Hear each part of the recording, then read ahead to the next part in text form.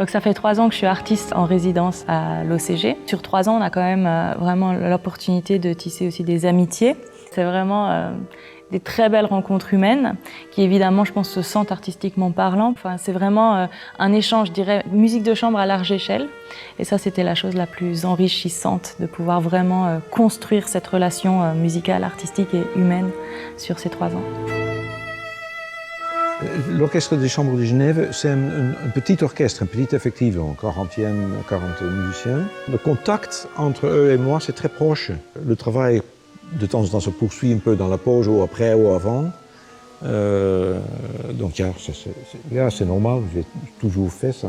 Je ne fais pas exprès, ça se fait comme ça.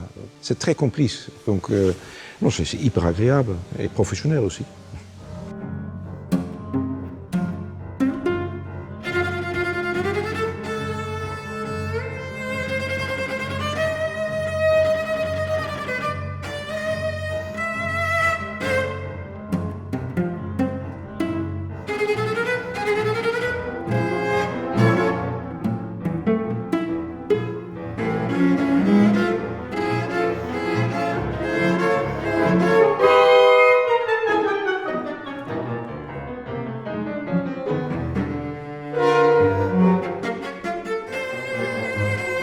Ça fait plus de 3 mois et demi en fait que j'ai plus de concerts, tous mes engagements sont annulés. L'enregistrement a pendant quand même été assez longtemps vraiment sur la sellette. Donc je me suis vraiment retrouvée à devoir travailler 6-7 heures par jour parce qu'enregistrer 3 concertos en 5 services, c'est vraiment très chaud et très challenging. Donc il fallait être prêt au maximum sans savoir si ça pourrait avoir lieu, ni savoir quand ça pourrait avoir lieu.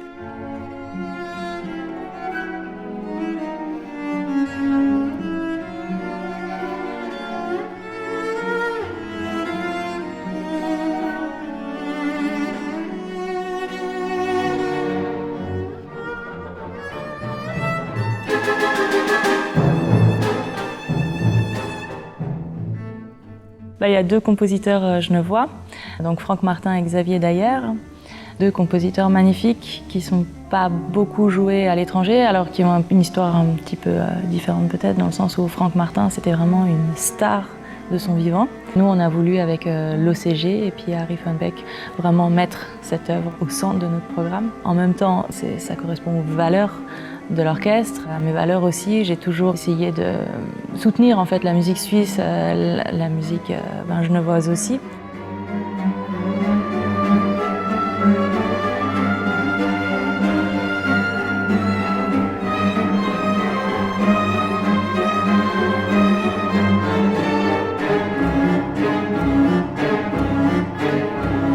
Le travail de l'enregistrement, c'est exactement la même chose, sauf pour connaître l'œuvre, qui personne connaît, sauf le compositeur, ça prend un peu de temps pour le musicien, pour moi aussi par contre.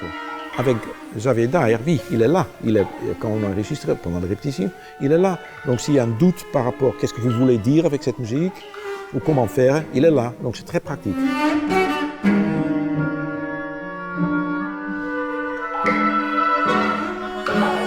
Alors, Ligne d'Est, les titres viennent souvent au fur et à mesure quand je compose. Dans cette œuvre, j'ai travaillé beaucoup de manière contre-puntique. C'est ce qui a donné cette idée de ligne. Et puis, j'ai ressenti à l'intérieur ce qu'on appelle des mélismes, ce qui me faisait penser un petit peu à la musique de l'Est. Et puis, évidemment, le nom d'Estelle qui est apparu. Mais je crois que la première lecture, comme ça, a été pour moi un moment très, très fort. Je dis souvent, si les musiciens comprennent au moment où ils découvrent de quoi on parle, après on a gagné énormément. Et j'ai vraiment senti ça. Et du coup, d'avoir pu faire ça très sérieusement avec une équipe de grande qualité, avec une prise de son de grande qualité, dans un endroit aussi qui s'y prête parfaitement, je dirais que c'est des conditions absolument optimales.